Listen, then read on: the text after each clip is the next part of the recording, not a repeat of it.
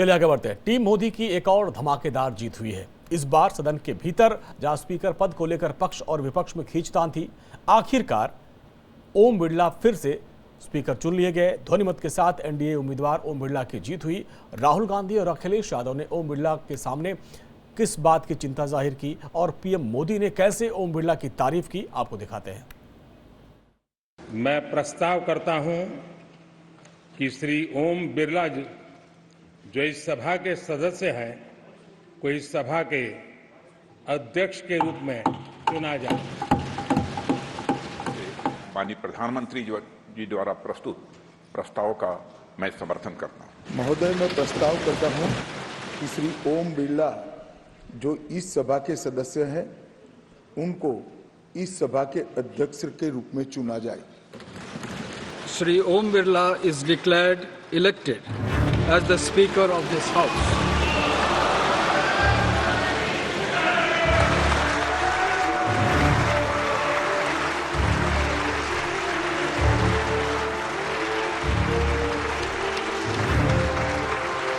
I invite Shri Om Birla to come up and occupy the chair.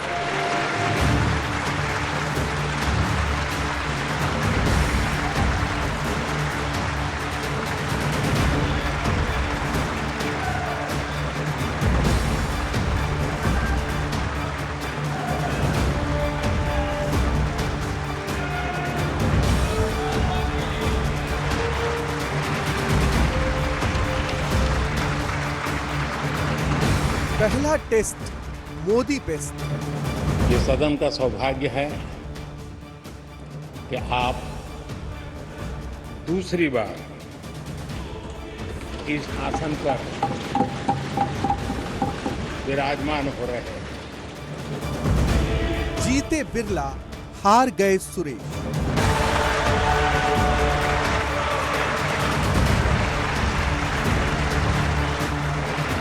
I invite Shri Om Birla to occupy the chair. I'd like to congratulate you for your successful election, for the second time that you have been elected. Lok Sabha के नवनिर्वाचित अध्यक्ष जी को मैं बहुत बहुत बधाई और शुभकामनाएं देना चाहता हूं। स्पीकर का चुनाव चला मोदी का दांव।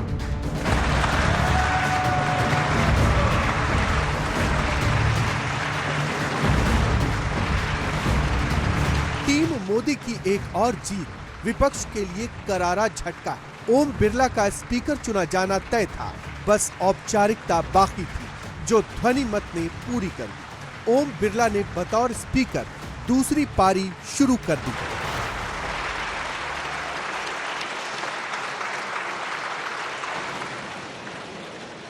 Shri Om Birla is declared elected as the Speaker of this House.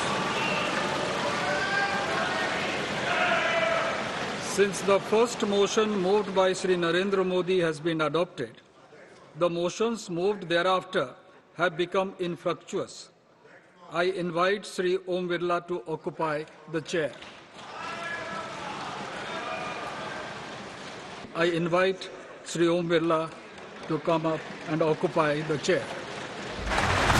सदन की कार्यवाही शुरू होते ही सबसे पहले पीएम मोदी ने बिरला के नाम का प्रस्ताव रखा, जिसका एनडीए के सभी घटक दलों ने समर्थन किया। महोदय, मैं प्रस्ताव करता हूं कि श्री ओम बिरला जो इस सभा के सदस्य हैं को इस सभा के अध्यक्ष के रूप में चुना जाए। माननीय प्रधानमंत्री जी द्वारा प्रस्तुत प्रस्ताव का मैं समर्थन करता हूं। महोदय, मैं प्रस्ताव करता हूं कि श्री ओम बिरला जो इस सभा के सदस्य हैं उनको इस सभा के अध्यक्ष के रूप में चुना जाए। प्रस्ताव रखा है उसका मैं अनुमोदन करता हूं। मैं प्रस्ताव करता हूं कि श्री ओम बिरला जी जो इस सभा के सदस्य हैं को इस सभा के अध्यक्ष के रूप में चुना जाए। श्री ओम बिरला जी जो लोकसभा के माननीय सदस्य हैं, इस सदन के अध्यक्ष के रूप में उनके नाम का मैं प्रस्ताव करता हूं। अध्यक्ष महोदय, मैं प्रस्ताव करती हूं कि श्री ओम बिरला जी जो इस सभा के सदस्य हैं उनको इस सभा के अध्यक्ष के रूप में चुना जाए। बिरला के मुकाबले विपक्ष ने के सुरेश को अपना उम्मीदवार बनाया था, लेकिन संख्या बल टीम मोदी के पास था, जिसके बाद ओम बिरला फिर से लोकसभा के स्पीकर चुन लिए गए। ये सदन का सौभाग्य है कि आप दूसरी बार इस आसन पर विराजमान हो रहे हैं। पीएम मोदी ने ओम बिरला के पहले कार्यकाल की याद दिलाई और उसे संसदीय इतिहास का स्वर्णिम काल बताया और कहा कि उनके फैसलों ने लोकतंत्र की नींव मजबूत की है। आपके पिछले कार्यकाल में 17वीं लोकसभा में मैं कहता हूं कि संसदीय इतिहास का वो स्वर्णिम कालखंड रहा है। आपकी अध्यक्षता में संसद में जो ऐतिहासिक निर्णय हुए,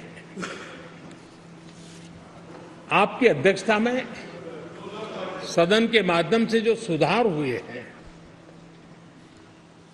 ये अपने आप में एक सदन की भी और आपकी भी विरासत है। नए संसद भवन में हम सबका प्रवेश आपकी ही अध्यक्षता में हुआ और आपने संसदीय कार्यप्रणाली को प्रभावी और जिम्मेदार बनाने का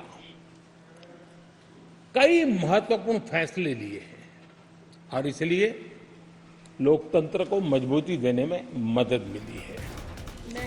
लोकसभा में स्पीकर पद के लिए वोटिंग होनी थी। सहमति न बन पाने की वजह से विपक्ष ने अपना प्रत्याशी खड़ा कर दिया था। बिरला के अध्यक्ष चुने जाने के बाद राहुल गांधी और अखिलेश यादव ने विपक्ष के प्रति उनके रवैये का जिक्र किया। The question is how much of India's voice is being allowed to be heard in this country.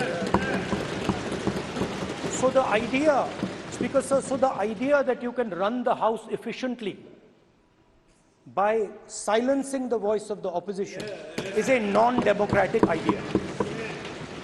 And this election has shown that the people of India expect the opposition to defend the constitution, the Samvidhan of this country. And we are confident that by allowing the opposition to speak, by allowing us to represent the people of India, you will do your duty of defending the constitution of India. हम सबकी आपसे अपेक्षा है कि किसी भी जनप्रतिनिधि की आवाज दबाई न जाए और ना ही निष्कासन जैसी कार्रवाई दोबारा सदन की गरिमा को ठेस पहुंचाएं। आपका अंकुश विपक्ष पे तो रहता ही है, लेकिन आपका अंकुश सत्ता पक्ष पे भी रहे। और इसी के साथ यहां पर वक्त होगा शुरू से ब्रेक का। ब्रेक के बाद देखिए सबका हिसाब होगा विवेक।